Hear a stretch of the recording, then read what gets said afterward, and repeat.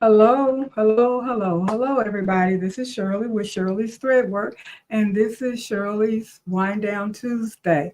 Thank you so much for stopping by. Thank you to all of you that are out there in YouTube land as well as Facebook land watching me live. And for those of you that will be watching the replay, I do appreciate it. Thank you for stopping by and thank you for your support.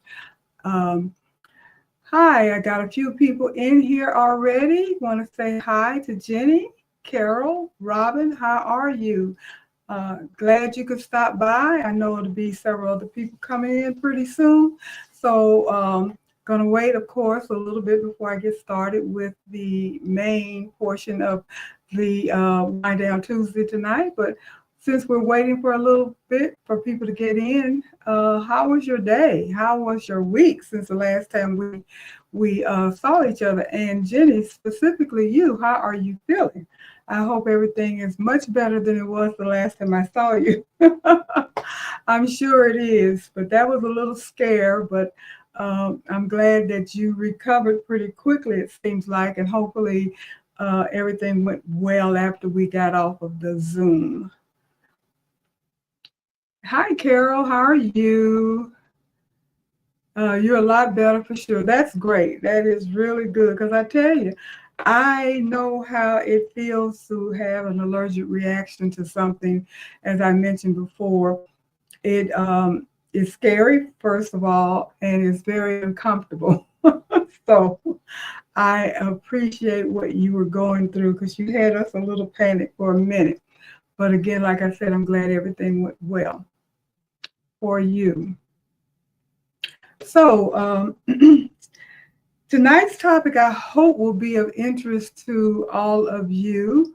And please join in, those of you that are watching and are not in the live. I appreciate if you just hop in and say hi and ask a question, comment, or whatever.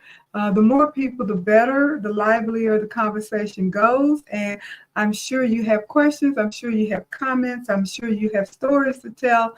So it makes everything flow a whole lot better if we have a lot of people in here. So come on in, because I know there's people out there watching that never come in, but you're always welcome. So please remember that. Hi, Leslie. How are you? How are you doing? Um, Jenny, you said that's your first time having an allergic reaction. Yes, it was scary. And thank you for all the wishes. Yeah. Hi, DB. How are you? And hi, Sean. How you doing? Hadn't seen you in a minute. Glad you could stop by. Do appreciate it. As I just mentioned a minute ago, we do appreciate everybody coming in and chatting with us and having questions and comments. So, Sean, if you have anything to add as we go, please feel free to jump in because I know you're very well experienced and you have your own show, Sean, at So Savvy Design. So you guys watch her as well. She does have a show. I'm not sure if I remember the exact day that you come on. I want to say Sunday, but I'm probably wrong. So if you don't mind putting that in the chat, I'll go ahead and shout you out on that. Hi, Creative Notion, Beverly. How are you? Thank you for stopping by as well. And Carol said, "Come on in. We don't bite. No, we do not bite. We are very friendly up in here. We like the more people, the better. We enjoy meeting new people, chatting with new people, and we appreciate all of the comments and feedbacks that we get because this is a learning channel. We're here to learn, we're here to share, and we're here to enjoy each other's company. So that's what we do here. My week has been pretty good. I didn't go anywhere the whole weekend, and I tell you, I am so happy. I needed to rest because the past 2 weeks I was just running and everything and wasn't getting any rest. I worked the whole week last week before last and last weekend. So I was tired. I was worn out. So this past weekend, and the rest of this week, Monday and Tuesday. Today, I did not have to go anywhere, so I'm so happy. But my work week starts in the morning. So there you go. And Sean, you said, so I was right about Sunday. You said you're on Sunday at 6 p.m. Central Time. So you guys look her up. She does some demos and conversation and shout outs and share all of her knowledge and information and all of that. And it's a very good show to watch. So don't forget Sean at Savvy Designs on Sunday, 6 p.m. Central Time. Thanks for that information. Oh, Jenny, you said, yeah, the weather is crazy. Oh, my goodness. But we're getting a little reprieve here in Kansas City. Okay, according to the weather that's on my computer right now, it says it's 75 degrees Fahrenheit and sunny. And I think it got up to 78. Of course, as I mentioned, I didn't have anything to do all weekend, so I have to be honest about it. I have not set foot out that door. So I can't tell you what the weather is like because I honestly did not leave the house this entire weekend. I got some housework done and I also got some sewing and embroidery done. So I feel good, caught up on some things. Hi, Becky. How are you? Thanks for stopping in. Let me see, anybody else that I have not spoken to yet that has hopped in?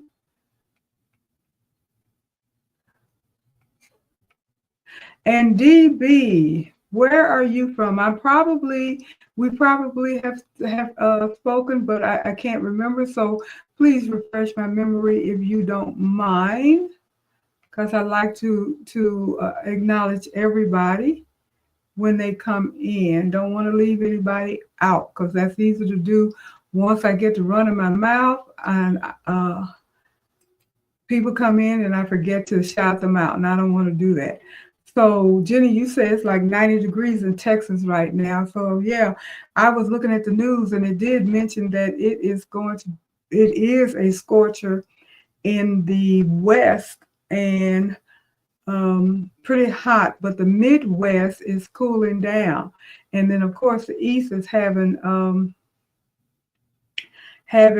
lot of rain and bad weather and what have you. So I don't know what to say about about the weather and everything that's going on. It's just crazy, but I just take it one day at a time. That's the best we can do because we never know what all of the craziness that's going on in the world right now. You never know what's going to happen in the next few minutes. Robin, you say it's 70 in Maryland. Good. And DB, you said that you usually watch, not too much with the comment, and you're from Kentucky. Well, thank you for watching, and thank you for deciding to drop in today. Do appreciate it.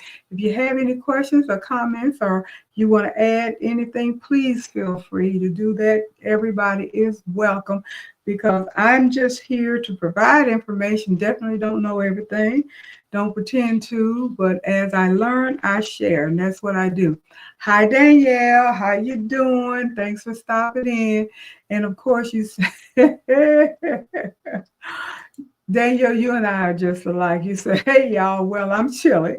It's been in the low 70s here in Virginia, and that's actually cold to me. And I agree with you 100%, Danielle, because I'm the exact same way. I'm always cold. I'm always cold in my own house, which really upsets me sometimes because if I try to adjust the air to suit me, then my husband is like fainting hot. So it's not really a good happy medium anywhere because even when I do turn the temperature, when I turn the temperature up to heat it in here, then I get too hot. So I just grin and bear it because my body temperature is going to change anyway. But when it gets into the 70 and lower, I'm like you, Danielle, I am cold. I am cold. So I understand exactly what you're saying.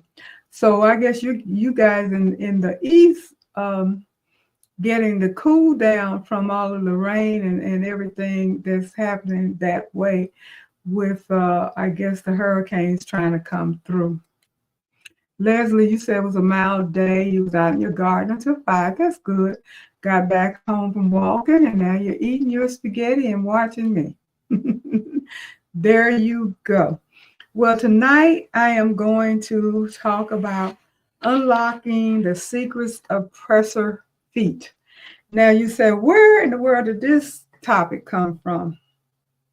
Well, I tell you, it's always something that prompts me to think about a topic because I'm always trying to figure out what to talk about that may be of interest to everybody.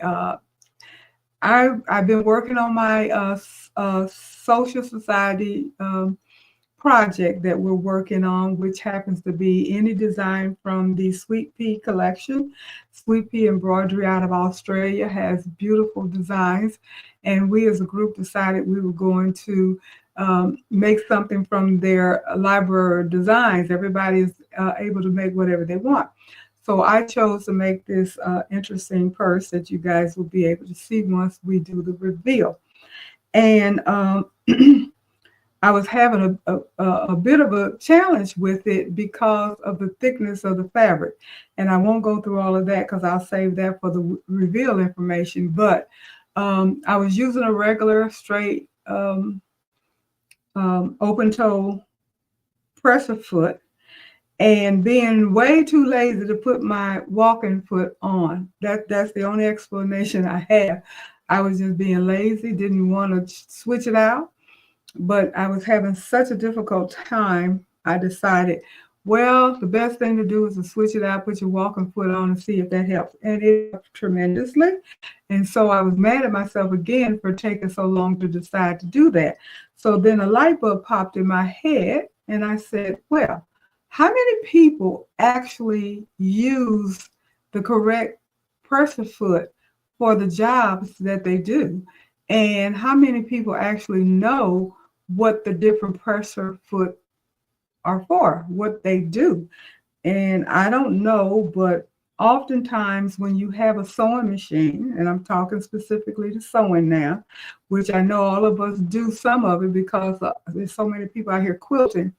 So you have to have that. Hold on a second. I just got a moment.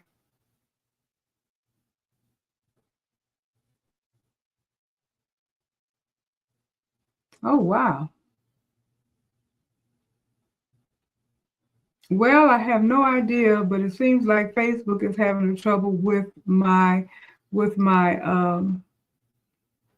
feed for anybody that is watching it on Facebook. So I'm sorry about that. Hopefully that gets straightened out because there's nothing I can do about it at this very moment. And that's coming from Streamyard to tell me that there's an issue with the Facebook's feed.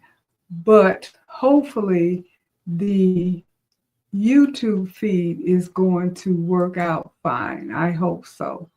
And so if anybody's watching on Facebook that's having difficulty, please switch over to YouTube because apparently there is not an issue with the YouTube feed. So if you got this, if you're watching and you're having an issue and you hear me or see me, I am aware that there's possibly an issue with the Facebook feed, but the YouTube feed should be fine. So switch over to YouTube, please. And Leslie, you said that you finished your Sweet Pea purse from last week. I may make another one on my single needle. Okay, we'll talk about that tomorrow night. Carol, I usually try to switch with whatever foot is on machine first, and then I will eventually switch to the right foot. You sound like me. and Danielle's already, that's great. Yeah. I'm kind of in the same boat that Leslie's in right now as far as the project is concerned. But again, like I said, we'll talk about that tomorrow night. But back to the feet. I am going to show you. I don't know if I can, I don't collect feet, but when I decided to do this presentation, I decided to look and see what I had, and you'd be surprised how many presser feet I I have. So I'm going to talk about the pressure feet. I'm going to show you the pressure feet, but I'm not going to do a demo of them, but I will show you the foot itself, all the different ones, and tell you what they're for. Leslie, you said the YouTube feed is buffering in some spots. Oh, I don't know what's going on. I didn't know that there was going to be an issue with the YouTube. It doesn't say that. It just says there is an issue with Facebook. Oh, okay. Well, hopefully it will not get too bad because I'm on my end. I can't see what's going on. I can just see, I'm just looking at myself on screen and I cannot tell if there's an issue or not at this moment. Sometimes I can tell there are issues, but right now I don't know. Hi Pearl, how are you? And Robin, you say your YouTube is okay. So hopefully it will not mess up and YouTube will be fine. I hope. Anyway, let's get to it. So, grab a glass, get comfortable, and let's start talking about sewing. And this information is going to be useful to any sewist. If whether you're a beginner or advanced, you can benefit from learning about the different pressure feet. And we do know that a lot of the machines that you get will come with several pressure feet. Some will come with the basic ones, and then some will come with a whole multitude of pressure feet. And the Jazz 2 that I got came with the basic ones, but then as a bonus, they decided to give me a whole box full of pressure feet. And I also had already purchased several years ago the ultimate Madam Sew pressure foot set. So I'm going to talk specifically about the set from Madam Sew, but I'm not an affiliate of Madam Sew. I don't get any money from Madam Sew or anything like that. I just do like their set. Their set is wonderful. This is the 32 different pressure feet. It's a low shank that comes with it, and then you get a total of 32 feet. Now, what I want to tell you before I get into the individual feet, you can get this set directly off of Madam Sew's site. However, if you go directly to Madam Sew and purchase this, it's going to cost you around $76, $79, something like that, which surprised me because when I bought it about 3+ years ago, I'm pretty sure I only paid 30, maybe 40 max for it. So what I did, just by accident, to be honest about it, I went on Amazon, which is where I purchased it in the first place, and it is a lot cheaper on Amazon. It is running about $59, $56 or something. So after we have this conversation tonight and you decide that you're interested in that set, please go to Amazon and purchase yours because you're going to save money. So as you can see, I am not an affiliate of Madam Sew. I just like for people to be as economical as possible. So go where you're going to get the best price. And Carol, you said, so cheap considering how much Bernina feet are. Yes, if you get the branded feet from these different brands like Brothers and Bernina and Janome and what have you, you're going to pay premium price versus getting a more generic. However, what you need to do is make sure that it is going to fit. So before you toss all of your paperwork or boxes or what have you, if you do indeed purchase a generic foot, even the Madam Sew, make sure it works with your machine. Because I do have some feet over here that I'm going to show you that I purchased off of Amazon, and they did not work on my SE 1900. However, I have not tried it with my Jazz, so I don't know if it works or not. But it would not work with. They would not work with my SE 1900, which is a combo machine. So that may be the reason why. And Leslie, you say your dealer threw in the walking foot when you purchased your Jazz machine. That's exactly what happened to me too, Leslie. Not only did I get the walking foot, I got this set as well on top of the regular ones that came with it. So I just got a whole abundance of feet. And it turns out I have several duplicate feet. So I'm in pretty good shape when it comes down to the different pressure feet that you get. And I think I bought a generic walking foot off of Amazon when we were doing the Christmas tree skirt. And when I got my Jazz 2, they threw in the brother walking foot, which I baby lock, because Jazz is a baby lock. So they threw in a baby lock walking foot, which I do like it better than the generic one. It's a little bit more sturdy. But the one that I purchased off of Amazon did work anyway. So it wasn't like it was a total loss of money, and it wasn't very expensive. So the first foot I want to talk about is what they call the all-purpose foot, and that is your straight stitch foot. And it is a foot that usually comes standard with the machine, and it can handle straight stitches and zigzag stitches and a lot of the general sewing that you do. If you have a machine that does decorative stitches, usually you'll be able to use that as well. So using the Madam Sew kit, they tell you, since it's a 32-foot pack, they give you a booklet as well as a CD that goes over each individual foot and what it does. And also it there is a website, their website, madamsew.com, madamsew.com/32 person foot manual, something along that line. I think I have the code, the link in here, and I'll put it up there if you're interested in it.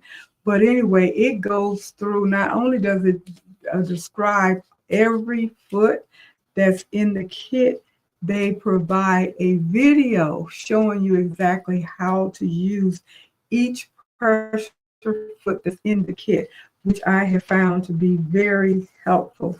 And I actually downloaded it, and I'm going to hole punch it and put it in a little notebook and everything so I can use it when I may be using my computer for something else.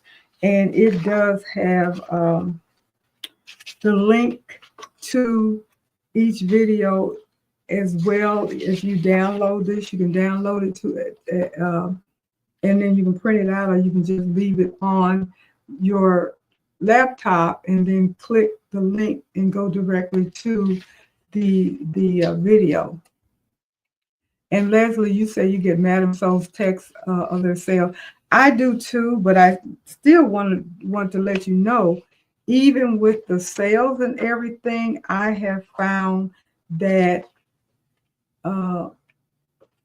the cost of this kit is still more economical on Amazon. So just keep that in mind. When you're looking for something, just shop around. That's what you do. Just shop around. So want to say hi to Val. I am so glad that you made it. I hadn't seen you in a while. I know you told me you were going to try to drop in, and I'm so glad you did. So wanted to say hi to you and welcome. And who else has dropped in here? Oh, Marina, how you doing? Thank you for stopping by. And you say you shop at World Whitner for brand name sewing machine feet as well as brand name hoops. They have great prices plus coupons every so often. Plus, they have a reward program that can be applied. That's great to know. Good. You guys copy this down if you're interested in there. World Whitner, Widner. I think Leslie and I, if I'm not mistaken, bought some AccuQuilt dies from them, which was less expensive. I think that's where we got our rag quilt die from. I think, Leslie, isn't that where we bought the uh, rag quilt die from them? And it came real quick, and it also was less expensive on this site than it was on AccuQuilt. So it definitely does pay to shop around and look at some of the places that are selling some of the products, because usually you can get them a little cheaper if you don't necessarily go directly to that particular website. So shop around. Hi, Marissa. How are you? Thank you for stopping by as well. Okay, so I was talking about the straight stitch in the box. Each one of the feet that's in the box, which is another reason why I like this. They're all numbered. They have their own little seat, and the little booklet that you get, as well as your manual, listed, and they discuss it per number. So there's no way for you not to know what foot to use, what it looks like. It has the pictures, it has the demo, it has the video, it has everything. So they make this very worthwhile. And it's practically any and every foot that you think you might ever need. So I really do love this kit. I am so glad I got it. And I have to tell you, like I mentioned, I've had it for a while and kind of forgot about it when I was doing the Christmas tree skirt. And everything required a fourth of an inch. A fourth of an inch. Everything was a fourth of an inch. And I forgot that I even had this kit. And I didn't have a fourth of an inch foot that came with my SE 1900, because that's the machine that I was using when we were making that product. And I was so uneasy about making sure that I got that quarter of an inch. However, when I decided to do the quilt that we did, the light bulb went out, and I remembered, maybe I saw it or whatever, but I remembered I had the kit, and I opened up the kit, and voila, there was the quarter inch pressure foot. I was so happy to get that thing, because I was able to go forward with making the quilt and getting the points and everything on point, because I had the quarter of an inch pressure foot that worked fantastically. So you definitely need to make sure that you have the right foot for the right task that you're doing. With the straight foot, like I said, it is especially useful on lightweight fabric and tackling multiple layers. And it's the one that's normally the foot that's on your machine.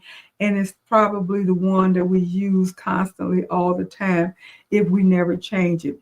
It says that the larger left-hand toe allows you to easily tackle multiple layers of fabric by feeding them gently into the needle. Now, that's the number 6 foot in the Madam Sew, and it is called the straight foot pressure foot. So that is pretty much your typical average foot that you're going to use for just regular stitching. Now you're going to have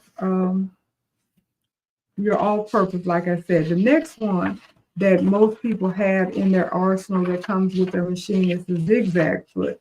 Now, not the zigzag foot, the zipper foot. The zipper foot is one that's very handy, and it is designed to let you sew right up close to the zipper teeth, piping, or cording. If you've ever fought with getting close enough to the zipper, then this foot will solve it. So we definitely would like to have a zipper foot. Now your Madam Sew comes with two different zipper feet. It has an invisible zipper foot, and it has the typical, what they call the traditional zipper foot, which this is the traditional zipper foot that I grew up using when I first learned how to stitch. This is the typical zipper foot, and I believe that's number 20. Let me put this thing back in here. And then the number 1, which is kind of weird to be number 1, but the number 1 foot in the kit is the invisible zipper foot. Now that is specifically for sewing invisible zippers. So people that make dresses, slacks, those type of garments, you use an invisible zipper foot. I remember putting in invisible zippers. I do not remember using the invisible zipper foot, but I do remember putting in the invisible zipper. And I'm pretty sure that is a very handy foot to have. I'll have to give it a try because I have not used it. The next one they talk about is the buttonhole foot, which is an automatic version create perfectly sized buttonholes every single time. Now, buttonhole foot. Does Madam Sew have a buttonhole foot? I'm going to have to, I don't think so. I have a buttonhole foot.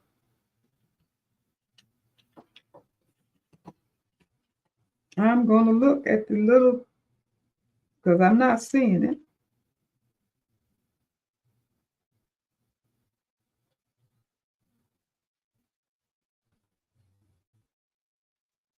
That's interesting. Buttonhole foot does not come with this kit, which surprises me, but I guess maybe because they are specific to each machine. If that's the case, let me know, because I'm thinking that is the case, the reason why they don't have a buttonhole foot on here, because that surprises me. But I was looking and I was like, I don't see anything that looks like a buttonhole foot. Although, have no fear.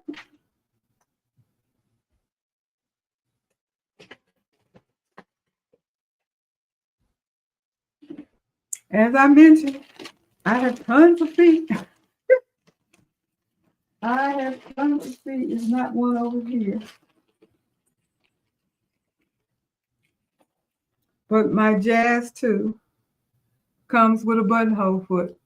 And if you've ever used one, and I haven't used one in a long time, so I'm not going to attempt to demo it, but you put the button in the slot. I'm pretty sure there it snaps to that. Then the machine will know what size hole to make based upon the size of the button that you put in. If I remember correctly, I haven't used one in a long time, but I do know what it looks like because I have used it before. And they also have a foot that sews the buttons on. I don't think that's in the Madam Sew as well. Me personally, I would be leery. I've never used one. So if anybody has used that, let me know and tell me how it works for you, because I have never used a foot to sew buttons on. I've used it to make the buttonhole, but not to sew the button on, even though I do know that you can.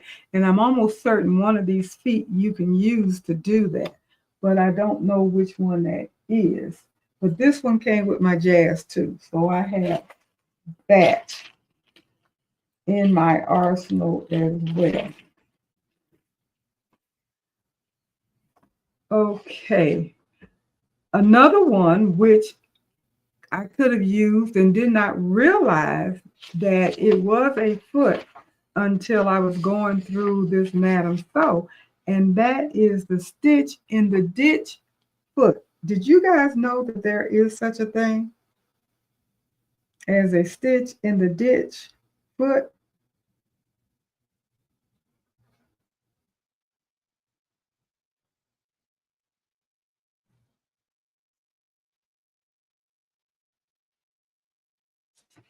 And I know that they have one because I remember reading about it, but I don't know what they're calling it on in the Madam Sew manual.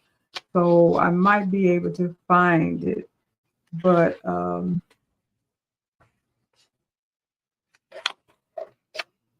it has a blade in the middle.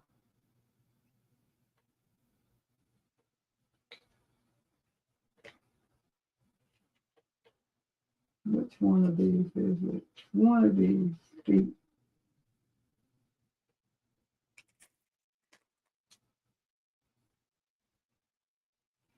That has a blade in the middle that guides you, and the stitches go straight down where you've already stitched that, which I thought was quite amazing. And that would be something that you could really use when you're doing your quilting, is use a stitch in the ditch foot.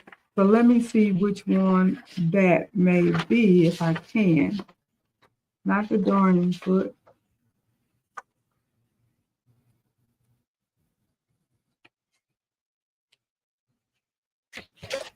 Let me see.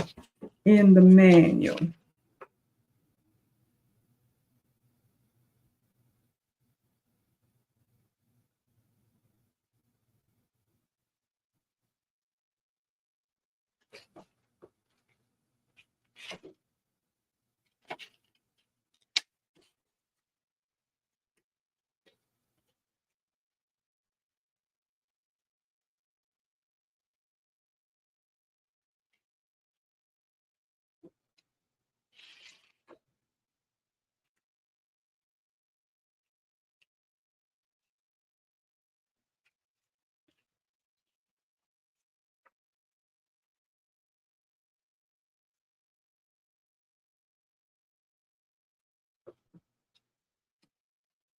Okay.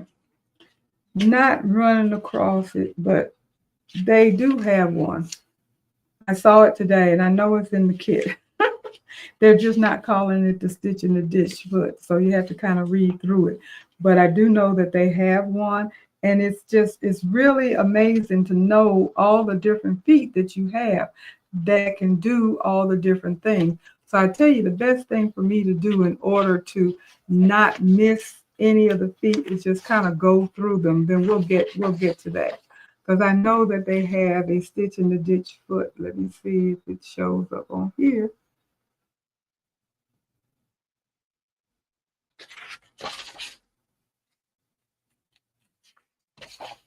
So I'm going to go through 1 through 32 real quick, not prolong, so you guys won't get too bored with it. But we went through number 1, which, like I mentioned, is the invisible zipper foot, and that one is pretty self-explanatory.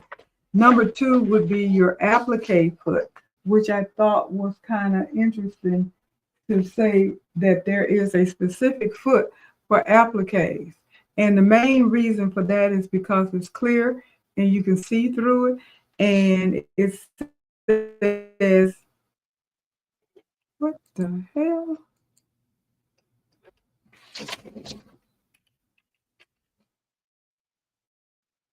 Huh. Wow, that was interesting. Okay. Hopefully that won't happen again. The applique is foot features a clear sole, as I mentioned, in order for you to view the stitches at all time, and that's the advantage of this one. Now, for me, I've done appliques ever since I've been embroidering. So is this a necessary foot? No, but it is in the kit. So it's not something that you really need to go out and buy individually. I don't think that that is something that is absolutely necessary to do. They also have number 3, which is a satin foot that does basically the same thing. It's a clear foot, so it just makes it easier for you to be able to see the stitch and everything. Again, I've done satin stitching and everything, so I don't necessarily think that that is something that is absolutely necessary. And number 4 is another clear foot. And what does it do? It it's just a regular open toe foot that we all have. And an open toe foot is good to have because you can do zigzag and you can do any and everything with an open toe foot because it allows the needle to move however much you want it to move. Like if you're doing a rope basket and you're doing zigzags and you're doing the wide zigzag, 7 millimeters or whatever, 5 millimeters, you got the open toe foot, so you have the room to move it around. So that's a good thing to have. And most machines come with an open toe foot as standard.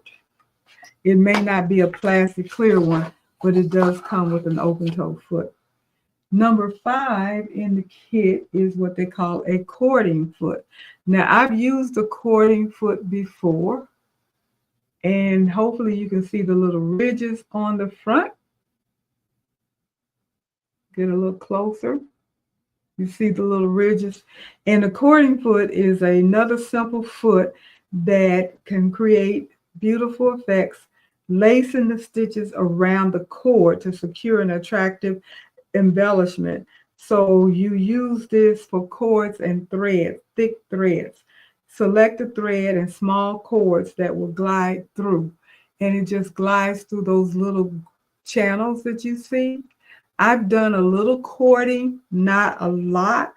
And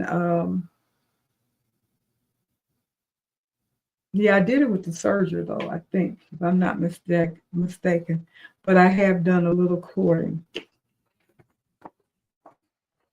We talked about the straight foot, which is number 6. Number 7, I thought was also an interesting looking foot if you haven't seen it. See that? Can you see that roller? It rolls. This is a roller foot. A roller foot takes the frustration out of sewing slippery fabric, is what this is for. It works well with leather, suede, vinyl, and all of those materials, chiffon, organza, velvet. That's what they recommend the roller foot for. So this one will help you with those type of fabrics. It holds it down and it just rolls on top of the fabric, makes it a lot easier to be able to stitch that type of fabric, which I thought was really, really a good idea. I've not used that. I have to be honest about it. I haven't used a lot of different feet because I'm not a sewist and I don't do a lot of different kind of sewing. But I have found with the projects that I've been doing and you know, making totes and bags and all the stuff that we've been making and putting things together require you to sew. And if you have the right feet, you're going to have a much better time with the sewing. Number 8 is your blind stitch, blind hem foot. Now it you use this foot for precise stitch placement on the blind hem, and there is a video to show you exactly how to use this. And I have tried this one. The material goes down in between the blade, not the blade, but the foot and the little white part there, and it folds it and it allows you to do the blind hem. And it says traditionally used to hem skirts, shirts, and trouser, the techniques can be tricky at first, as there is a lot of folding and flipping involved. Once you have practiced the technique, it will become a firm favorite using this particular foot. Has anybody ever used a blind hem foot before? So that's number 8. Number 9 is a braiding foot or couching foot.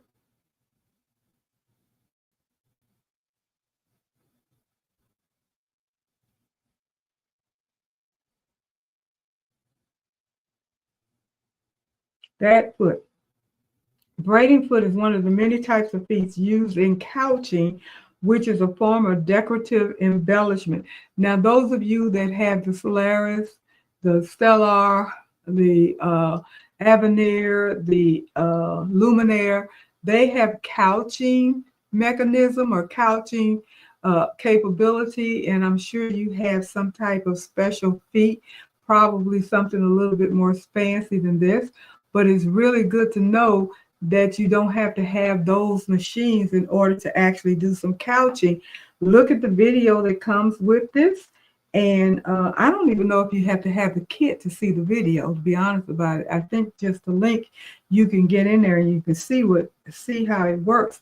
And then you can probably do your own couching, because I'm interested in couching and I think I want to give it a try at some point.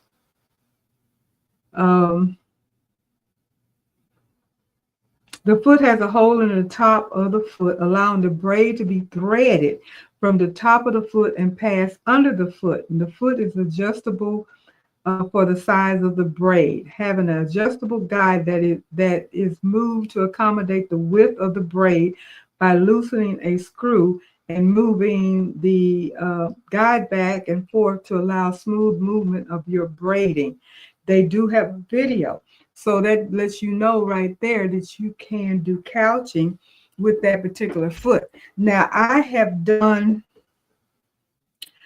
something similar to couching when I did the yarn embroidery, where I used my 10 needle machine and I bought the design, or the I guess it is the design from Creative Applique. She digitized some fonts that was specifically made for doing the yarn. You could create your design in Embrilliance or whatever software you have to actually stitch the yarn on. And I did it with the 10 needle machine, and it worked with just the regular embroidery machine. So I can imagine that we had to use adhesive, because you stitched it down like a placement stitch, and then you took the yarn and adhesive and just kind of laid it in the direction of whatever your design is, and then stitched on top of it, and that's how it braided itself. But with this foot, you actually take the braid and run it through the foot, basically how you do the couching with those bigger, more expensive machines, like I was mentioning, the Avenirs, the Luminaires, the Solaris, the Stellar, all of those machines. And I'm sure there are other branded machines that do it as well, but I'm not familiar with those machines. Marina, you said the blind hem foot is your all-time worst enemy. You're not on good terms with the blind hem foot. I've only tried to use it once and it worked out, so I didn't have a big, huge problem with that. And Jenny, you said, I don't see the cording foot nor the roller foot in your box. You feel cheated. Do you have the Madam Sew, or are you just going through your own machines, presser feet that they provide? And Becky, you say you have the roller feet. And Pearl, did I say hi to you, Pearl? How you doing? You say you use the blind hem foot when you're hemming pants for others. That's good. And Jenny, you say you would like to couch. Me as well. I want to do some couching. And what is Marina said? My sewing machine refused to hem or do any repair work. I think is a union rule. I'm like you, Marina. I've used the blind hem to do some hemming for myself, but I ain't doing nothing for nobody else that requires sewing because I am not a sewist and I'm not messing up your stuff. And Pearl, you say you actually retired from doing alteration years ago. There you go. Okay. So you're pretty familiar with a lot of these different feet. So back to the couching, I mentioned about adjusting the screw and everything. And it says also the cutout in the underside of the foot allows you to your embellished work to pass through smoothly. The type of stitches used is usually a straight stitch, zigzag, or decorative stitch, depending upon the type of embellishment that is being sewn. The braid is generally sewn to the fabric with a stitch right down the center of the braid. And that's exactly what I did when I did the quote unquote couching on my 10 needle machine using the design that I got from Dawn at Creative Applique. So I have tried it, and I didn't know at the time it was called couching, but I realized that after Andrea, and I think she's on here, got her I think it was when she got a luminaire and she was trying to do some couching, and I realized, oh, I've done that already. So it goes on to give you a little bit of information about how to couch and everything, but they also have a video. Like I said, there's a video on every foot that's in here if you go on the Madam Sew site, and I will give you that link. Matter of fact, I'll give you that link now in case somebody wants to look it up while we're talking. Let me see if I can find it. And I'm going to run it on the across the screen. So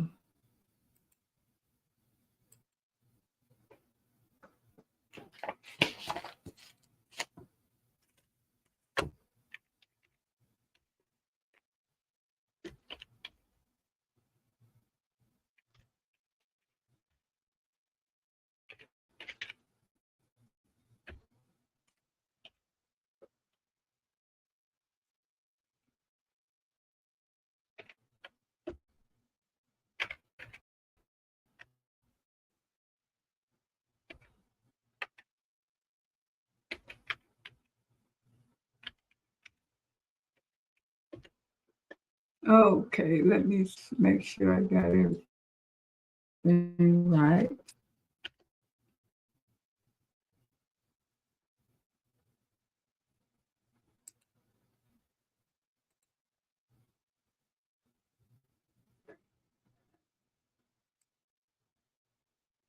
Okay, it's rolling by.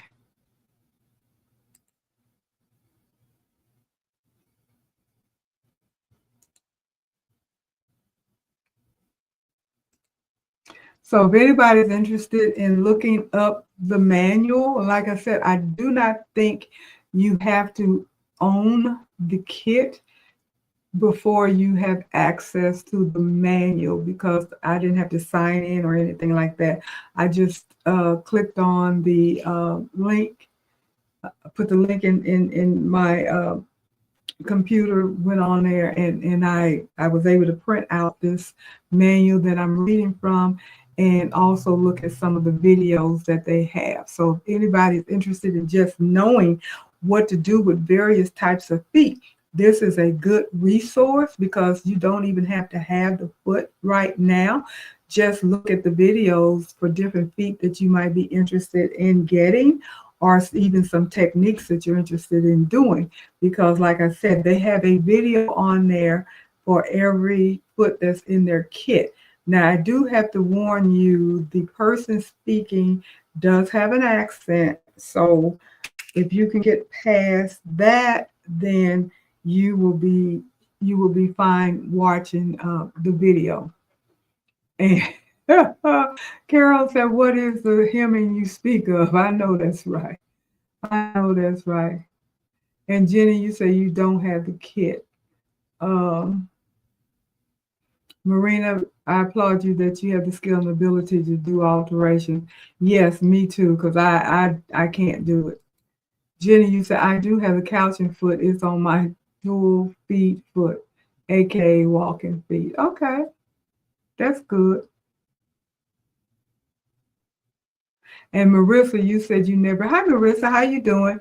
You never wanted or desired to do alteration. I agree with that. Me either. Not for pay, anyway. Not for somebody outside.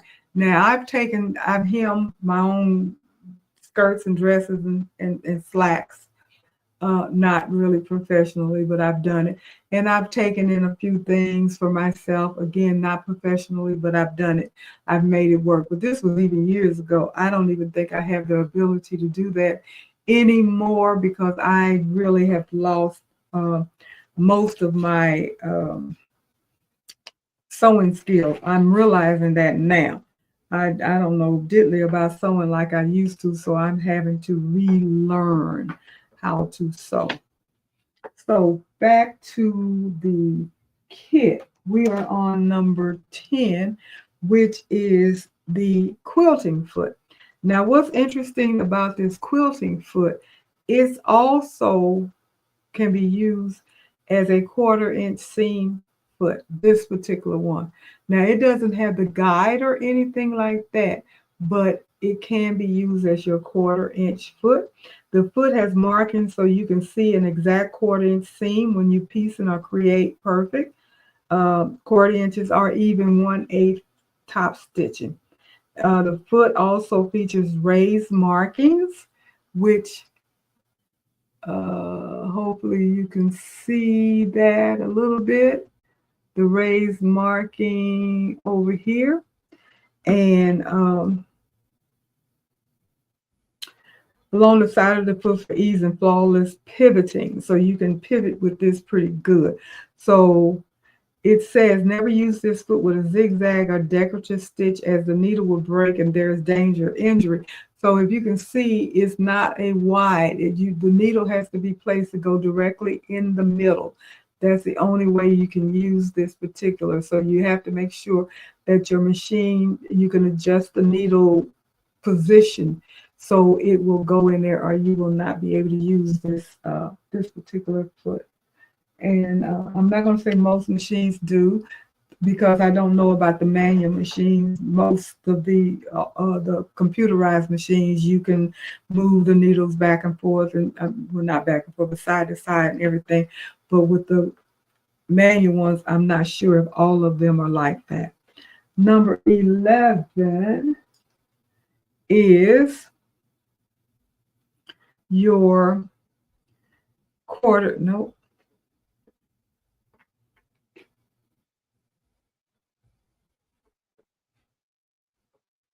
Number 11 is the beading foot or pearl piping foot, and it is clear. And this is for you to add beadings. Now, I have done beading with a serger. I've added, and I have a whole, I tell you, I'm inundated with pressure foot because even with my serger, I have a set of pressure feet for my serging machine. I think I have 6 pressure feet, and I had the cording, the beading, and all that kind of stuff. So I do have that. But this is a beading feet that you can use on a regular sewing machine. And I didn't realize it at the time, and I don't know if it's this foot or not, but there is a foot. Let me see. Yes, this is a foot that you can do sequences as well. So you can put beading and sequence on your projects. It says if you want to jazz up your project, this piping foot is something that you can do quickly and easily. You can add a string of pearl or ribbon or sequence to any projects perfectly. It's easy to install and smooth to sew. The foot has many uses such as sewing seams and knitwear, even though they do have a knit foot specifically for knit. Attaching beads up to 4 millimeters, so you have to make sure you have the right size bead, and making and applying piping to quarter-inch, up to a quarter-inch in diameter. You can do corded pin tucks and piping, and they tell you what the sizes are as well. And it does do the zigzag stitching to put that on. So there is a beading foot that comes with this, and this is number 11. Number 12 is your standard zigzag foot. And it just has the wide opening, so you can move, the needle can move back, and so you can do all the way up like the big zigzag, the 7 millimeters, like we had to do when we were doing the rope.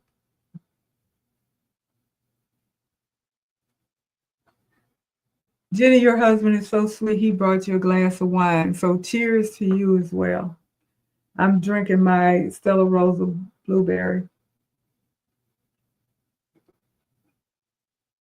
They didn't have blackberry. I love that blackberry as well.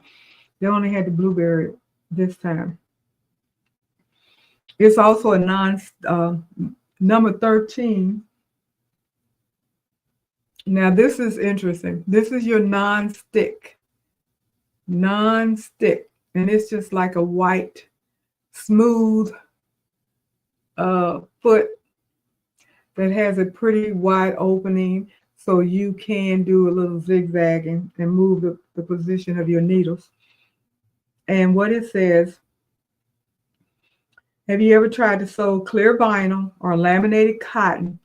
Then you know why someone created a non-stick foot. And let's not forget leather, pleather, oilcloth, and ultra suede. So those are the type of fabric that lags and drags. And using this non-stick foot allows it to glide better. I have not actually sewn vinyl. I've embroidered vinyl, but I've not actually sewn vinyl on a sewing machine. So it's good to know that I have something that is going to help me with that. The non-stick foot. Number 14, which some of you that do quilting would be very familiar with this foot, because this is called a darning foot, but most people use this as their free motion foot when they're doing their quilting. So this is your darning foot. It has multiple purposes. Not only is it used for embroidery, but it's also used for free motion quilting, and of course darning, which is also just basic old-fashioned mending your garment. So that's what this foot is for.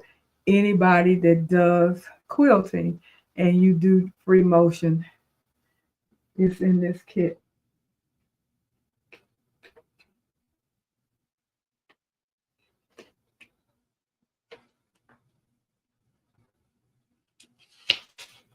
Number 15 is your piping or double welted foot.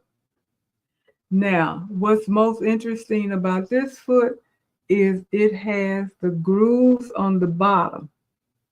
So that's why it says it's a piping foot. So you can put your little pipings in there and you have grooves on the bottom. So you can do 2 of them. It's a double welting foot. Use this foot to couch single or double rolls of cording to your fabric. It can also be used to make single and double rolls of piping. The underside of the foot has 2 grooves to accommodate the cording. The double roll of piping, also known as double welting cord, are often found as a finishing in home decor. And the maximum cord is 4 millimeters, and width is 4 millimeter, and the cord side between 4 and 6 millimeters, which is between 1/8 and 1/4 of an inch. So that's what this particular foot is for. It is your cording or double cording foot. So you can do a lot of decoration. Number 16 is your pin tuck. Now I've seen pin tuck. You see those multiple grooves in the bottom of this design? It will create pin tucks in your fabric. So can you imagine making a beautiful pin tuck little outfit for a cute little girl? I love seeing pin tuck. Even the blouse for an adult. I love that. So you can use that foot to do pin tucking. And that 16 through 22. So 16, where is 17?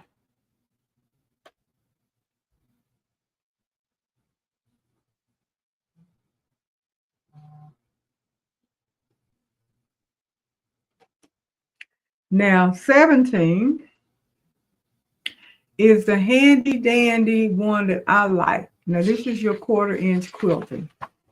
1/4 inch. It's the quilting foot with the guide. That's the one that I like using. It is the quilting because it butts up against the fabric butts up against it, and it basically makes you have that 1/4 inch.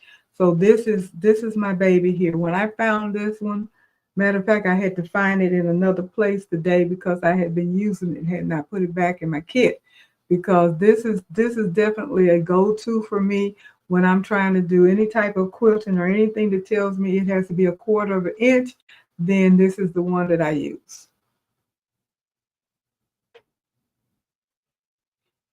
And it does have the guide, so it makes it very easy to keep that 1/4 inch. Of all the ones that you have, definitely want to have a 1/4 inch foot. Hi, Marl, how are you? Marissa, you said I'm like you, relearning to sew. Yeah, my machines were not in use for 20 plus years. I had to put surge in the shop to unlock it because I didn't oil it. It runs great now. Perfect. I have not sewn in over 20 years myself. Over 20 years. I would put it more at 40, 30 probably. So it's been a long time since I actually sat down to a machine and called myself sewing something. Now I have put things together where you're using a straight seam or something like that, and you're just sewing a straight seam. But actually cutting stuff out and creating a garment and stuff like that, I have not done that in decades. So I am relearning how to sew. And trust and believe me, sewing ain't easy. It's work and you have to pay attention, but having various feet to help you, I think is an excellent choice. So you guys invest in the feet that you're going to use, not necessarily telling you to get the kit, but I do want to let you know if you are interested in the Madam Sew kit, like I mentioned early on, get it off of Amazon. It is less expensive on Amazon than it is if you go directly to the Madam Sew site. I looked at both. The Madam Sew site is selling their kit for $70 plus, like 76, 79, somewhere along that line. And I looked today on Amazon and they're selling the exact same 32 feet set for 50 some odd dollars on Amazon. And they even have the five specialty foot that sells for 70 some odd dollars on Madam Sew. They're selling that for like $48 on Amazon. So check out Amazon first if you're interested in it. Margot, you said the Dream Machine comes with couching and you have used the blind hem foot. Good. And Andrea said good night. Yeah, she got to work. She's either at work or going to work. I mean, she's going to work in the morning. But when I talked to her earlier today, she was still at work. So I know she's tired. Okay, so that's number 17. That is your 1/4 inch quilting foot. That is you don't get anything else. Get your 1/4 inch quilting foot. Your number 18, this interesting little guy right here is called a gathering or shearing foot, which is a fancy way of saying ruffling. Fabric layers are placed under the foot and gather automatically, making ruffles for garments, pillows, or other home decor items. So it's a little slit at the underneath here where you put the fabric in there and it holds it and it allows it to gather. So that is your gathering foot versus getting a ruffler. So it does basically the same thing. I mentioned earlier, number 19, that there is a foot that they have for knitting or for knits that you sew. If you do a lot of sewing with knits, this is the foot. It is called the knit foot or tricot foot. It is designed to hold the fabric down firmly as the needle comes across and pierces the fabric, then let it up on the fabric so the feed dog rise and carry the fabric along the next stitch. So that is what it does. And it's a little rubber stopper piece that controls the flange or the arm on the side of the foot as it grips the knit fabric. So it pretty much is something that's going to hold the knit fabric in place because you know knit slips and slides and everything.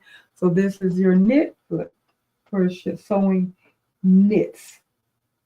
Always good to know that there's something that you can use. That's number 19.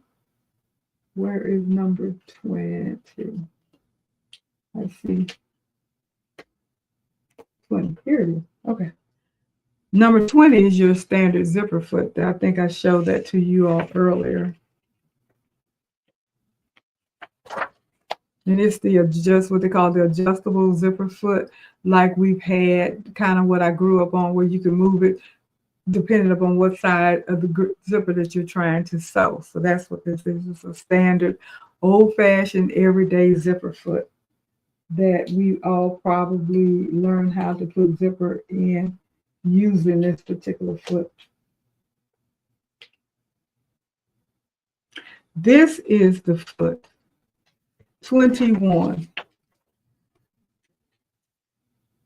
It is the fringe foot, is what it says, or looper foot, a simple to use foot to produce a couple of stunning embellishment for your sewing project. Fringes, chenille, and loops can be used to great effect on cushion, clothes, quilt bags, and toys. You use a zigzag stitch. Oops. You use a zigzag stitch. Notice in the center of the foot, there is a raised metal piece right there. Looks like a little blade that looks like an upside down ice skate. Don't worry, it's not sharp, but it looks like it. The center bar is what the thread stitches over to create the fringe, which is really just large loops. The wider the zigzag or ladder stitch used, the bigger your fringe would be. So this, you can create fringe.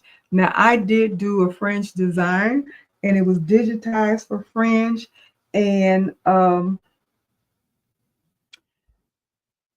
it was digitized for fringe. I dropped my kit.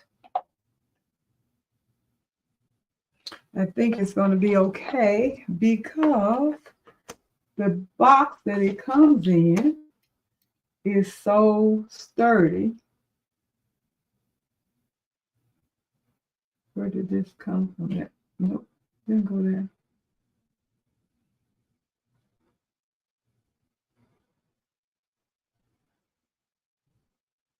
One of them fell out. One of them fell out. Just one. I'll find it. These two fell out. This one goes here. This is the fringe foot.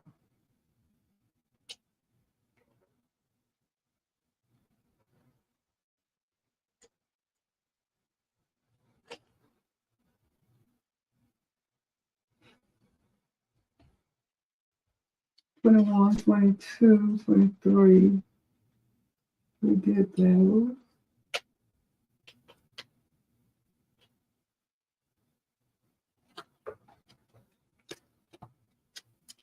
Trying to see this one. Where does it go?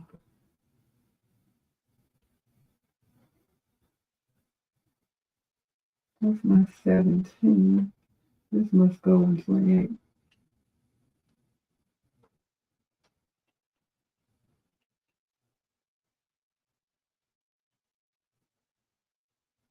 The other one fell out. Oh, here it is. Here's one over here.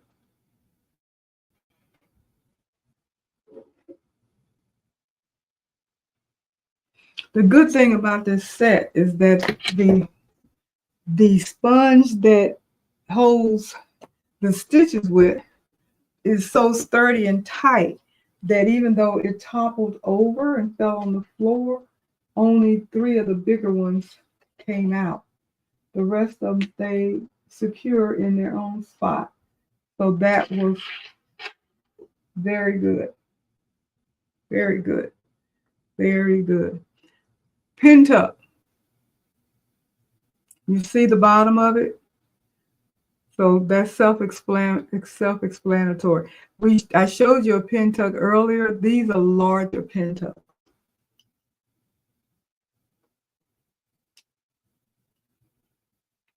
Number 22 also is a pin tuck. So one is number 23 is a darning foot.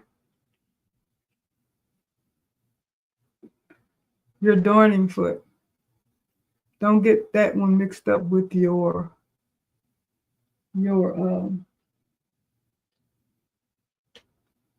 free motion. They're both darning feet, which is very similar to 14. One is clear, and I think the foot is a little wider, is what it says. So you got 2 darning foot here.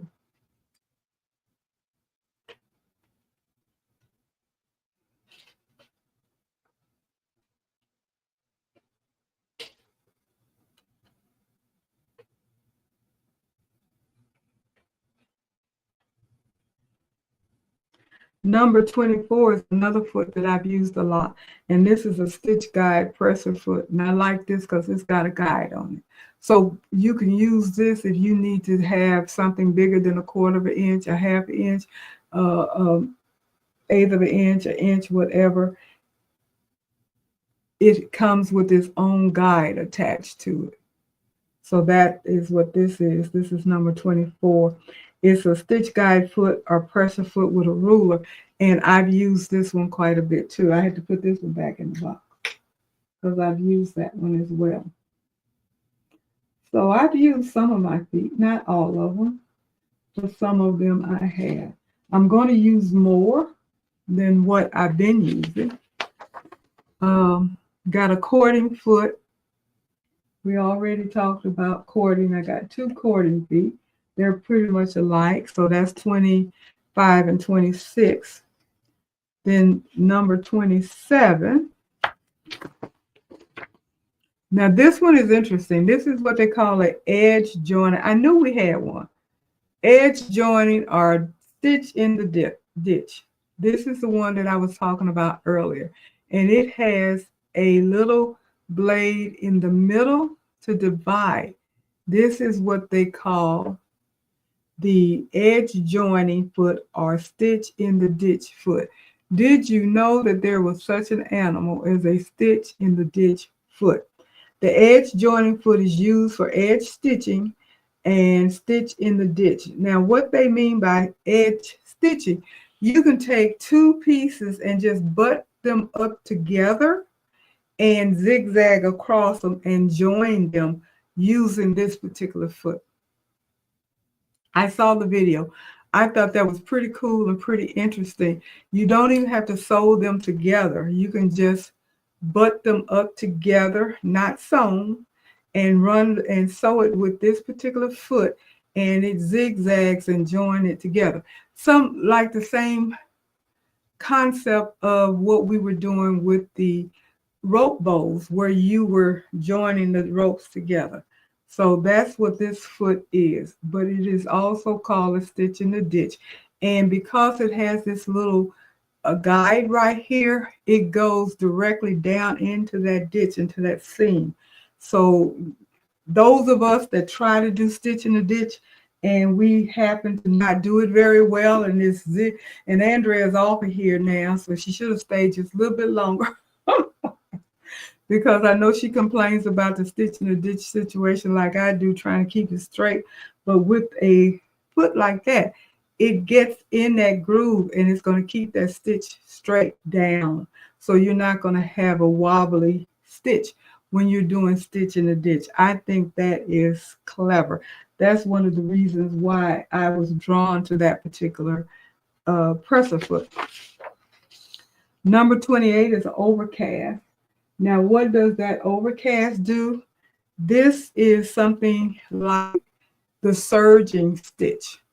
You don't have a serger, you can use this overcast, and it delivers a consistent and accurate overcasting stitch for a serged effect using your sewing machine. So if you don't have a serger and you have this particular foot, it does the edges like a serger would do an edge. So for those of you that don't have a serger, if you had this kit, you would get this foot and you can do it. And it's a whole lot cheaper than buying a serger if you don't feel like you need one.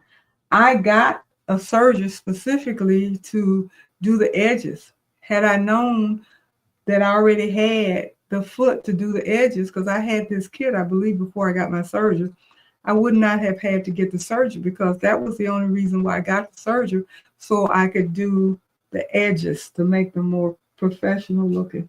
So, you never know what you have unless you actually go and look and see. Number 29 is an open toe foot. We all have those. No big deal. Number 30 is a roll hem. And again, there's something else that you can do with a serger, but, oh, this is hard to get out. You don't have a serger. I don't know if you can see the little guide here. Maybe you can see it this way, where the fabric goes in there and it rolls fabric around. So you get a rolled hem, just like you do with a serger. And that's number 31. And no, that's 30 and 31. Yeah. This is 31. It does the same thing. It's just a little bit bigger. Just a little bit bigger. One is 1/8 of an inch. The other one will get you 1/4 of an inch. And then the last one that's in there, in your kit, is the adjustable binding foot. So you can do your own binding. Here you go. That's the foot. It's the adjustable binding foot. For all you quilting people, it's a great foot to use on bags first and giving a hem or bright pop of color. It will put the binding around your quilt or whatever you have. It does that. And the binding is fed into the upper and lower guides in the foot from the right. And then the main fabric being bound is fed into the center groove of the foot from left, creating a binding sandwich. So you can do binding with this foot and should make it a lot easier. I am going to definitely try this foot. I have had all of these feet, and I have to tell you, I may have used 4 of these feet. And not to say that they weren't something that I could have been using. I just didn't know I had them because I hadn't paid attention. It also has a what they call a low shank adapter to hopefully make sure that these feet will fit on your machine depending upon what kind of presser foot you have. And some of these feet that I mentioned, I have right in here as well that came with my jazz too. So like I said, I have double feet on several of these. So I'm just going to have to get smart and start using what I have. I have to remember what I have. I did not know that I had all of these different feet because I never took the time, to be honest about it, to go through my kit, look at what I have, look at the videos to see what they do and all of those things. But I'm going to do that now that I have embarked on this situation of learning how to use my feet and to be able to do things a little better than the way I've been doing it. Now, what I also, two other things I want to show you that I have. Now, I have to tell you, I'm kind of disappointed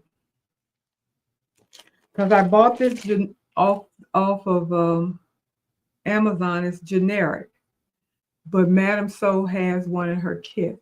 Anybody know what this is?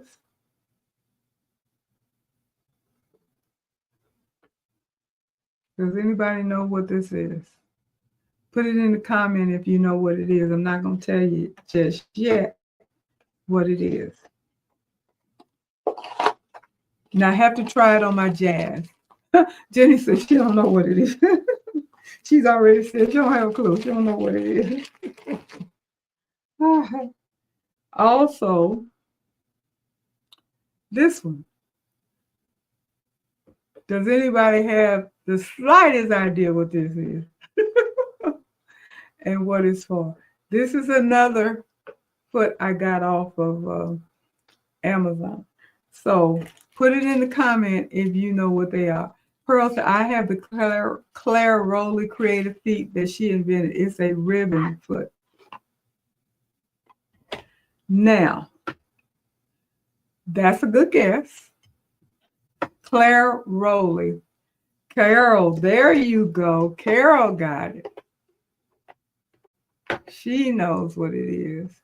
It is a flower maker foot. That's what this foot is for. And for circles, you can make circles or you can do flowers on a fabric. Can you imagine? I love embellishment. We talked about zhuzhing a while back, but can you imagine some of the things that you can do to zhuzh up your project if you had something like this? And you got this one right as well, Carol. This is a ruffler. Now, I did show you the foot that they call a gathering foot, where you can do ruffles. Now, this one is specifically for ruffles. So I got this off of Amazon as well. Now, I have to tell you, neither one of these two feet worked on my SE 1900. And I was kind of not happy about it because I was excited when I got it because I wanted to give it a try.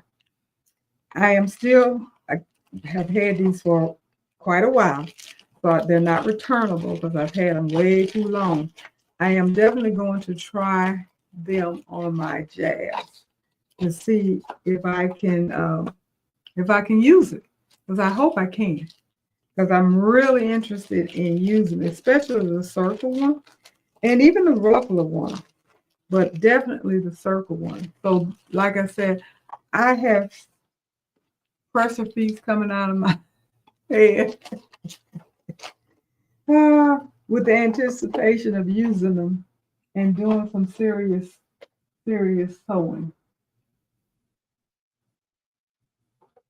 And they weren't very expensive.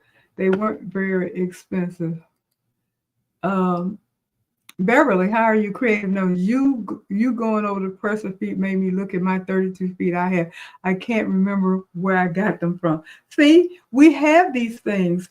You know what? I tend to get people to look at the stuff that they have because I start looking at what I have. We collect stuff, but we don't use them. We thought we were going to use them when we bought them, but then for some kind of reason, we didn't use them. And like I said, I didn't use the feet that I have for projects that I could have definitely used them on, which would have made my project a lot easier. Because like the project that I was working on today, I had to make myself put my walking foot on, and I've used my walking foot. I know how to use a walking foot. I just didn't feel like putting it on, to be honest about it, which is crazy because it's not that hard. But I didn't. But I'm glad I did because I was able to finish the project and move on. And I would have had a lot easier time had I used it a whole lot earlier in the project. I just didn't for some reason. So I'm hoping that I will remember the feet that I have, and I think I will do a lot better remembering the feet now that I have the ability to look at the video to see what they do and how to use them and everything, which would make it so much easier to be able to use it, because you've seen somebody use it. You get the idea of what you can do with it and how it's going to look and everything. So Carol, you said you played with your flower maker once and never got it out again. Were you successful with it? Did you like what it did? And Pearl, you say you have that ruffle foot, and I haven't seen them use ribbon to make the flowers. Those usually are for older machines. They came with my older Singer machine. Maybe that's why it didn't work, that brand, because they're obsolete. The gathering foot, maybe it does a better job. I don't know. I know it would not work. Neither one of those worked on my SE 1900. Don't remember what the problem was, but it didn't work. 9 times out of 10, I did not put it on correctly, because I remember the first time I tried to use a walking foot, I didn't put it on correctly either, and it didn't work. And then when I looked to see how to put it on, I realized what I had not done. And once I learned how to put it on, it worked. So I would not be surprised if I look at a video and actually see how the foot is attached, that it probably will work. I'm going to try that on my Jazz 2 and see, because I have it. I want to use it, and I can think of some really cute things to do with it. And Carol pretty much said out of sight, out of mind. And Beverly, you're saying I need to look at my stuff before I buy anything else. Yes, because you probably already have it. Because I know I've been looking at the circle or flower pressure foot from Madame So. I actually have it in my cart on Amazon, the Madame So one. But I'm going to try to see if the one that I currently have works on my Jazz, because if it does, why spend the money? Because that's the only thing in the kit that I really want, is that. And you can buy it single, but I wasn't sure if I had the other ones, but I think now that I looked at them, I do have the other ones that's in that kit. So all I really need is the circle one, if indeed this one does not work. And Margot, you say, I have all the extra foots. I purchased them at my dealer when they had a sale. Yep. And Kara, I think the flower worked okay, but that was a long time ago. Yeah.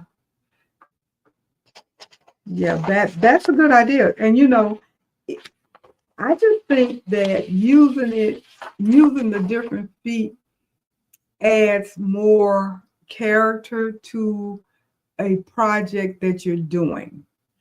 You know, the embellishment, the fact that you can put sequins on something, because I've seen items that had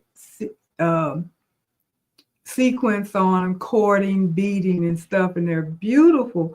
And I was like, oh, I would love to make something like that. Not realizing I do have the capability of doing it, because I have the presser feet. It's just learning how to use it. And the mere fact that this thing that's scrolling by here, if you all are interested in the Madame So manual with the videos, that's the only reason why I'm showing that, because they do have the videos, not to get you to buy the kit. That's up to you. But at least look at the videos and see what these different feet can do, just in case there's 1 or 2 or 3 feet that you want to purchase separately or what have you, that you want to try because you've been wanting to do something similar to that but didn't know how to go about doing it. Now, if you have the feet, you can. Because I remember back to my serger, I took a couple of serging project classes in Maryland. And that's one of the reasons why I bought the kit of feet that I did, because the particular class that I took was doing some beading and some piping, I believe. And I needed to have that cording foot. And it was more economical to buy the kit than just the cording foot. So that's what I did. And I used it. And I was quite impressed with the fact that I could actually do that kind of work on my serger.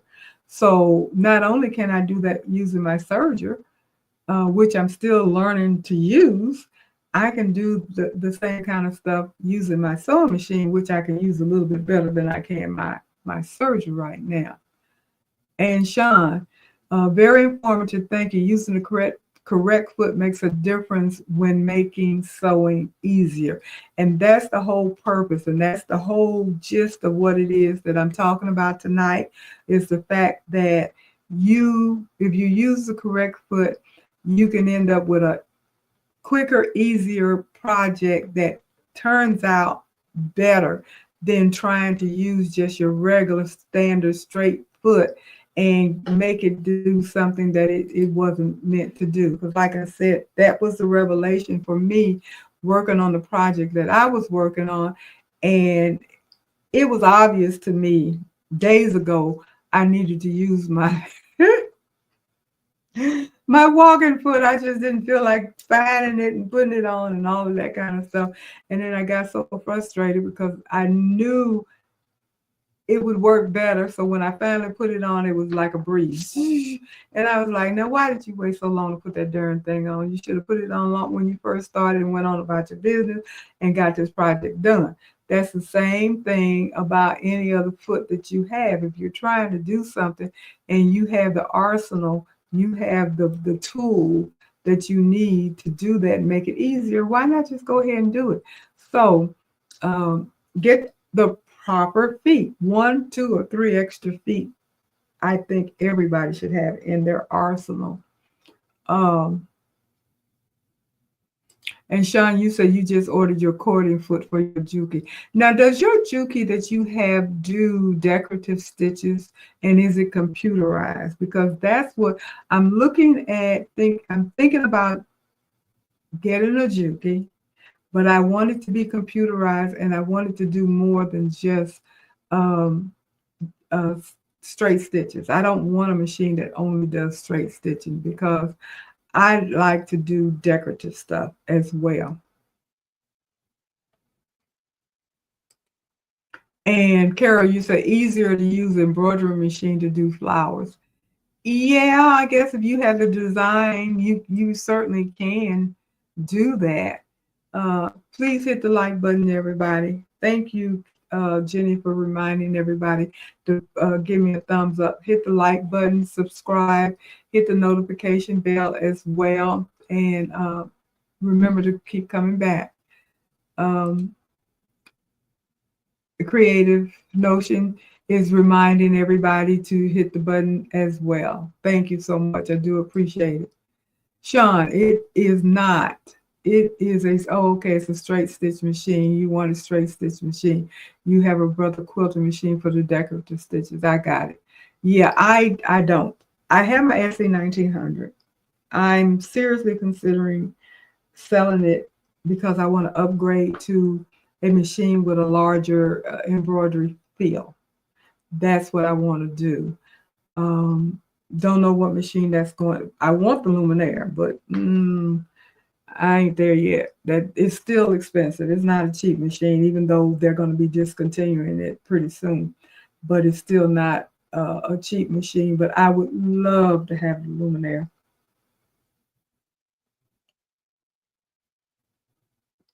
That is my dream machine. I wanted that machine when I bought my 10 needle machine. So I've always wanted that machine.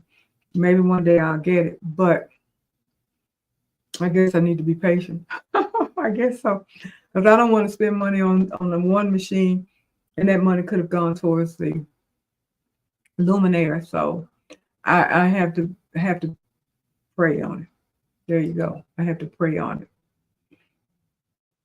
And Sean said, "What's wrong with the 10?" Nothing. Nothing's wrong with the 10 needle machine. I love my 10 needle machine. It does everything and more.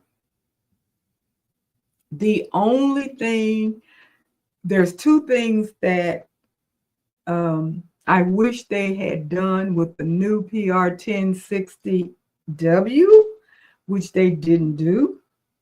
And that is enlarge the embroidery field. Give me big, give me bigger. The luminaire is 10 5/8 by 16 inches. Why can't we have a multi-needle machine by Brother with a sewing field as large as the luminaire? Come on, I'm not even asking for it to be as large as the Avenir, which is the 10 5/8 by 18 inches.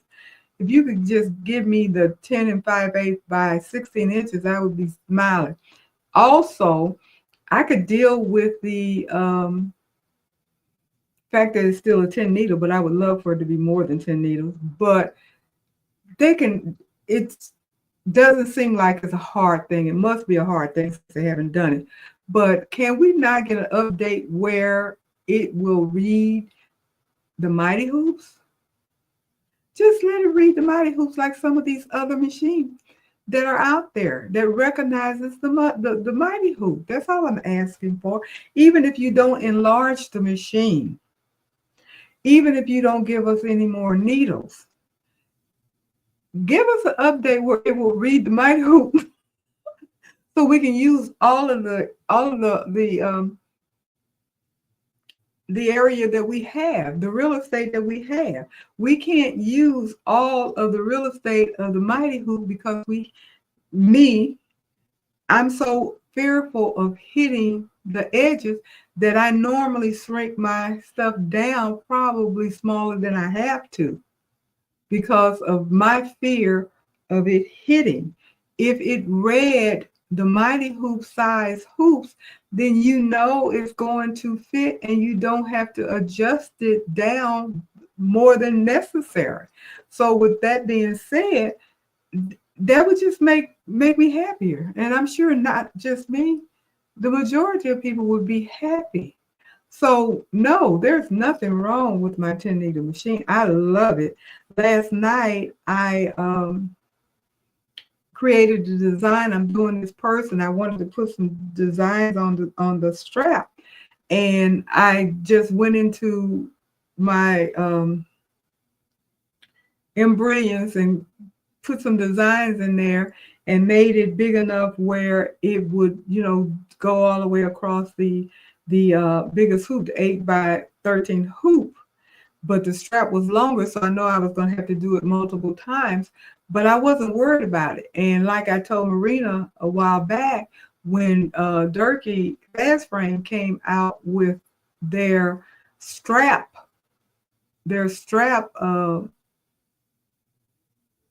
hoop for $200-300. You don't have to have that when you have a Mighty Hoop. You just strap it across and hoop it. With the machine back there, with the camera, you can adjust it and you're going to get it lined up. And that's what I did. I did it 3 times for the length of the thing. And I was able to go in there, run the camera, move it up and down, center it, and they lined up perfectly. I don't need that hoop. Now, would it be nice to have it? Probably. Will I get it? Maybe. I don't know. But do I have to have it? No, I don't, because I use my Mighty Hoop. I can do dog leashes. I can do straps. Now, I think Jeanette did shoestrings with the Mighty Hoop on her 10 needle machine. I'm not 100% sure because I didn't see it, but I heard that she did shoestrings, and I'm assuming that's what she did. And if it is, I'm pretty confident that she used her Mighty Hoop to do it. But you can, because you have the camera.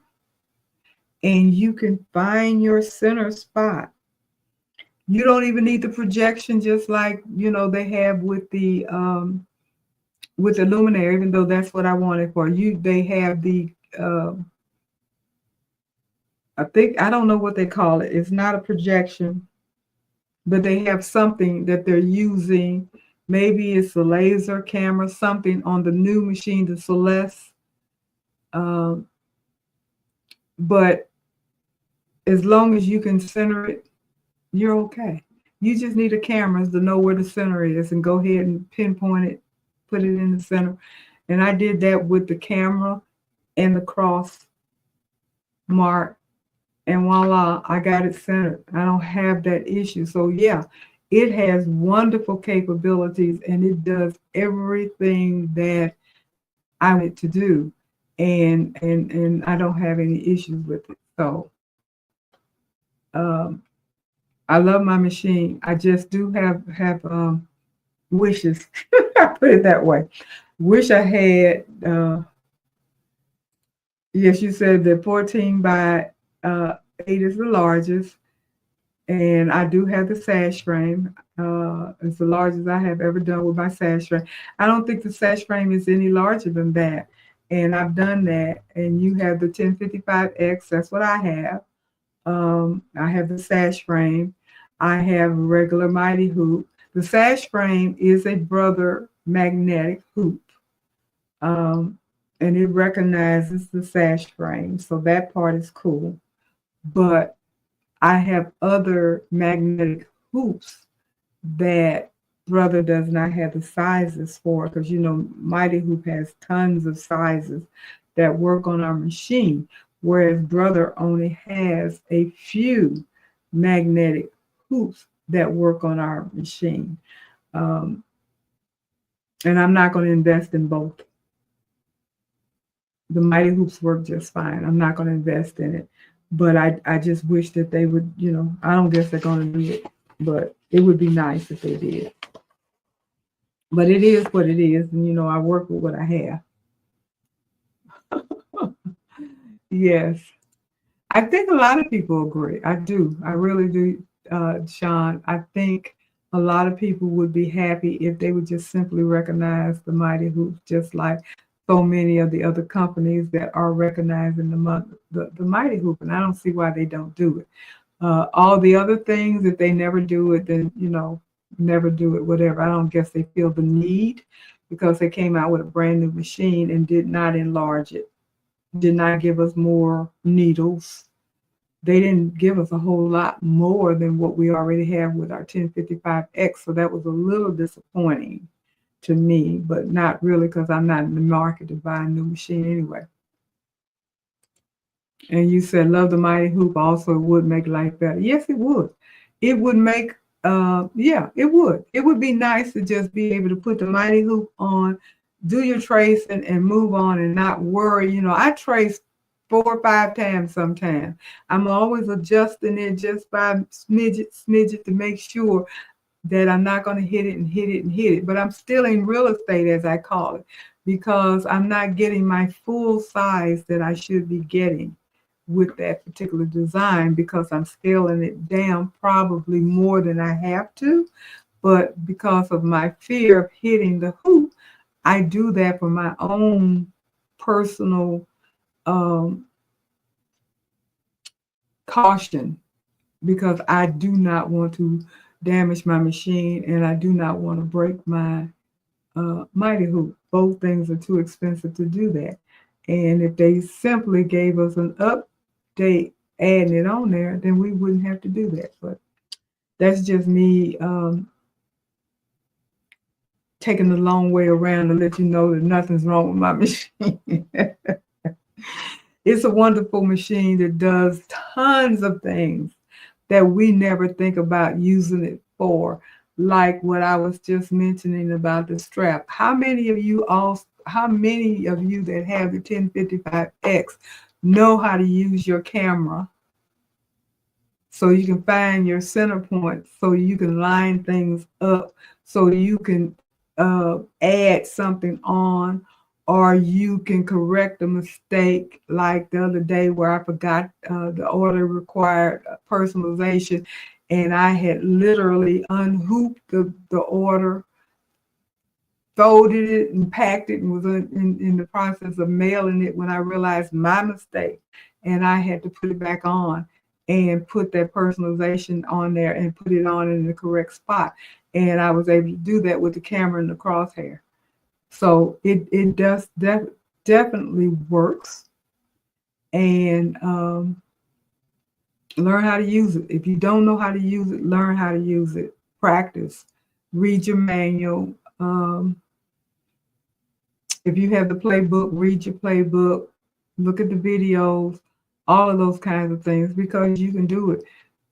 Maybe one day I'll do a demo on that. Put it on my channel. It's a quick and simple and easy thing to do because it's just simple, just using your camera. That's all. That's what it's for. You don't have to have the laser. A lot of people say, well, we don't have a laser. You don't have to have the laser. We have the crosshair. You don't have to have the projector. We have the camera. So we're good. We can do what we need to do with what we have. We just need to know how to use it. And because that machine is powerful, it's mighty. It does way more stuff than what we do with it. And I need to get back into using it and learning how to do more things with it, because I was doing pretty good. And then I kind of got away from it. And Jenny said, I've been using my snowman feature like crazy this week. And oh my God, where have I been? Yes, exactly. Exactly. That snowman is a lifesaver. It's a lifesaver. Put that snowman on there, your machine is going to put it in the exact spot that you want it in.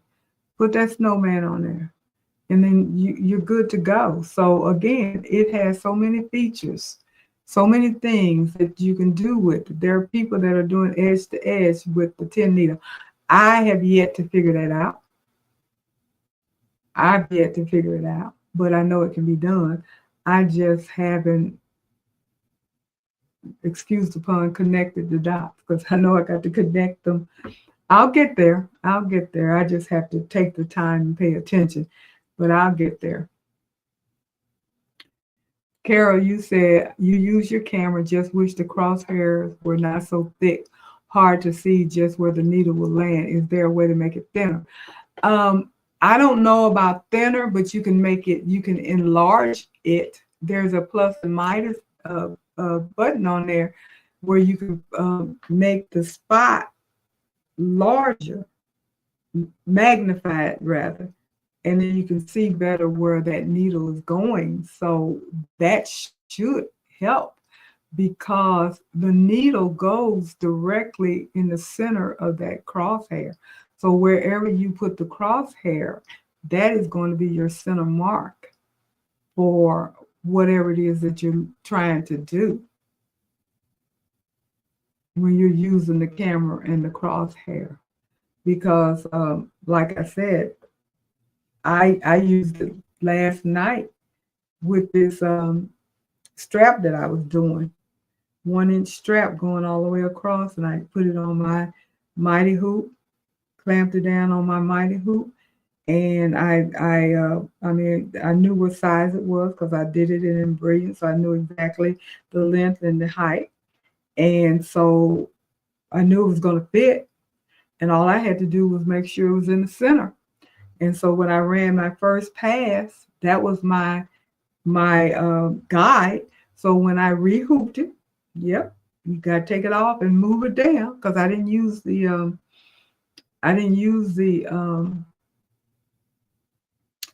the one we just talked about, where you just pull it down. What is it? The scan? No, it's not scanned. What is it? We just talked about it. I'm trying to find it here. But anyway, that magnetic hoop that we both have, and I didn't use that one. I just used my my 10 needle machine, my 8x13 hoop, and I just put it on there, and I just adjusted it by looking at the camera And I made sure that part of the first row was showing because that's my pinpoint. That's where I want to match up at. So I knew if I saw where that ended, then I can make sure that the next one lined up right next to it, and in the same center. So that's what I did. And it worked. No big deal. But yeah, go ahead and magnify it. You should be, it's going to land where you put the crosshair. That's where your needle is going to go down. Right there where that crosshair, that's why it's a crosshair. The needle goes right in the center. So it's easy for you to know where that needle is going to land. And it's going to be in the center of your design or wherever it is that you want it to how you got it digitized or whatever. It's going to stitch that way. Because I know the one that I did last night, even though I had it centered, it didn't start on this and go down to the other end. It kind of started. It was kind of crazy how I did, and probably how I did it in Brilliance. But it started in one spot and stitched somewhere else, and then went somewhere else, and then went somewhere else. But by the time it was done, the whole row was done.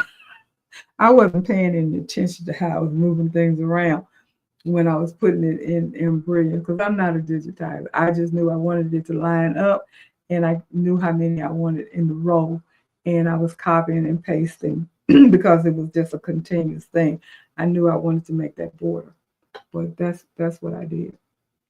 And again, like I said, it worked, no problem. Had absolutely no problem with it, and I'll show it to you tomorrow night, Jenny, because I too am done with my bag. As Leslie was saying, she was done. I'm done with mine. I'm ready to start on another project. So that's what I'll be doing tomorrow night. So ladies, and hopefully Val, if you're still on here, will be able to join tomorrow night and go forward with the project and stuff. So I'll probably be starting on a new project tomorrow night since I'm done with the one that I started. And we still got some time, so who knows? I might be able to get another one completed. Hopefully it will be. And when we do our reveal, I'll be able to show two instead of one. If not, the one will do in case I don't get it done. So, again, thumbs up, everybody. Don't forget that. Hit the like button. Hit the notification bell. Subscribe if you have not already. Those of you that are watching and have not come into the live, if you have not subscribed, please consider subscribing. It doesn't cost a dime to hit that subscribe button. Just hit the subscribe button. It helps the channel to grow. Hit the like button. It helps the channel to grow. Comments, questions, all of those things are important too. It helps the channel to grow. So all of those things are very important. And I do appreciate that. I appreciate everybody taking their time out tonight to listen to the information. Hopefully you found it helpful. Check out Madam Soul's manual. Like I said, if for some reason you do decide to buy the kit, that's up to you. I'm not an affiliate. I don't get nothing out of it. I'm not promoting it. I'm just simply letting you know if for some reason you do decide, then make sure you go to Amazon first, because the kit is less expensive on Amazon than it is directly from Madam Soul. So keep that in mind when you are looking, because I did not know that. I just happened to run across that by accident today, because I was looking on Madam Soul's site and had actually put it in the cart, then went on Amazon for something and looked and saw it, and I said, oh, okay. That was over a $20 difference in the price from Madam Soul and Amazon. So that certainly was worth me looking. And thank you, DB, for coming on. And I do appreciate the fact that you enjoyed it. And so I'm going to say good night to everybody as well, because as you guys know, tomorrow's Wednesday. I got to go to work. I work on Wednesdays and Thursdays and a half a day on Friday. So tomorrow is a work day for me. And I get up early. So I am going to say good night to everybody. Have a wonderful and blessed rest of the week. And I will see you guys next week. And then I will see some of you guys tomorrow night. So you guys take care, and I will see you all later. Good night, everybody.